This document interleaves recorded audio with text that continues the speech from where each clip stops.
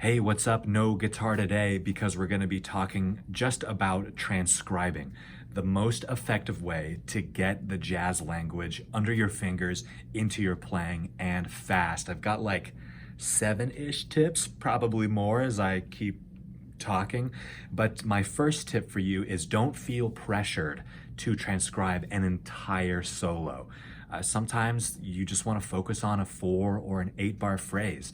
That's totally cool. What's important is that you enjoy learning this music.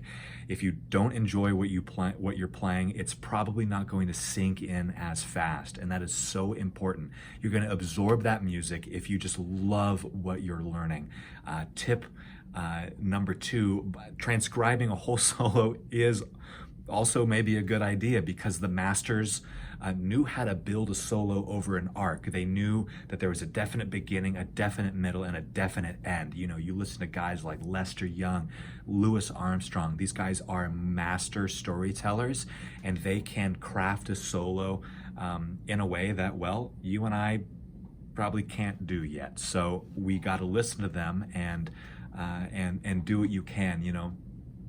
So transcribing whole solos is also probably a good idea, but you know, like if I'm transcribing Oscar Peterson, I just cannot physically do on the guitar what he can do on the piano, so I probably won't worry about the whole solo, for example.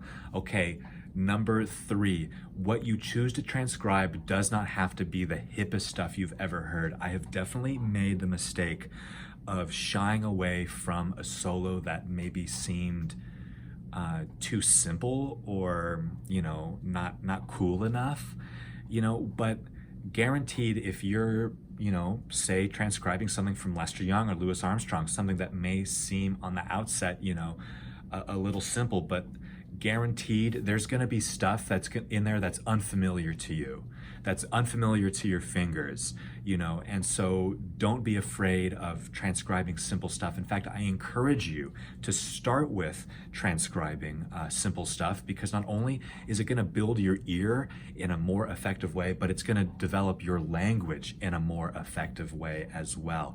You're going to have the building blocks for ear training and language, so that the hard stuff in the future, it gets way easier. So go ahead, transcribe simple stuff. I really, really encourage it. Okay, number 4, once you have settled on what to transcribe, you absolutely have to learn to sing or think the solo by heart.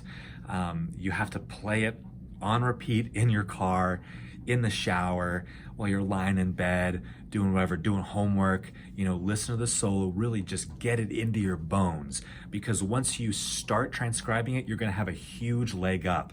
Once you're working on a little passage, you're gonna know where the rest of the solo goes, and you're gonna be able to put it in context in your ear a little bit better. You know, I think a huge part of my development in improvising was listening to the same Joe Pass CD like 1,000 times in my car. I still have it in my car since high school. So listen to it, you know, a million times. You're gonna be developing your ear, you're gonna be getting those licks in your brain, and then once you start transcribing, you're gonna have a huge leg up. So learn to sing the solo first. Don't go in just having heard the solo. You're not gonna get much out of it. Okay, number 5, you don't have to have a fancy digital audio workstation. I mean, you know, I'm not necessarily a digital native, so I'm not the best tech savvy person, but YouTube has a way that you can adjust the playback speed on videos. So just dial up the YouTube video, click on the settings thing, the little gear thing, select playback speed, and you can select the speed that you want. You know, it's not really super fine speeds, but you know, starting at half speed and just working it, you know, at that speed until you really got it down. It's okay to start slow. You must start slow. If you want to play fast, you got to practice slow. You can bump that up to, you know, 70, you know, 0.75 speed, you know, and you can work it up to full speed. So my 6th tip is for guitarists. explore different fingerings on the neck. You know, you can play a C in the same octave in like 4 different places. You know, so really explore what is comfortable for you. There is no right answer. If it's something you like, if it's something you are comfortable with, that means it works and you can play it.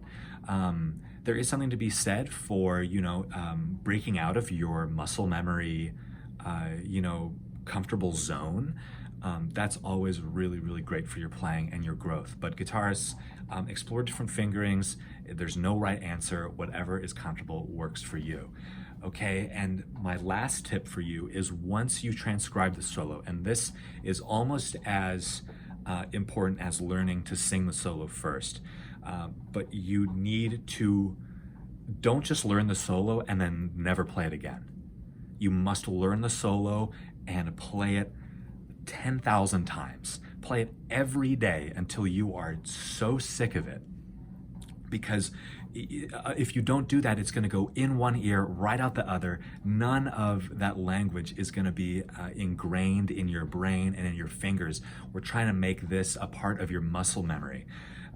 Which, yeah, I just thought of another thing. We're trying to focus on quality, not quantity. You know, transcribe, you know, 1 solo a month. You know, that would be good. That would be really good. Rather than 1 solo every day. You're probably going to get more out of transcribing 1 solo a month and playing it 10 times a day than transcribing 10 solos a month. So play it a bunch, get it into your muscle memory, get it into your ears, into your bones, and you will have the jazz language under your fingers. And I hope that helps you get started on your improvising journey. Happy practicing.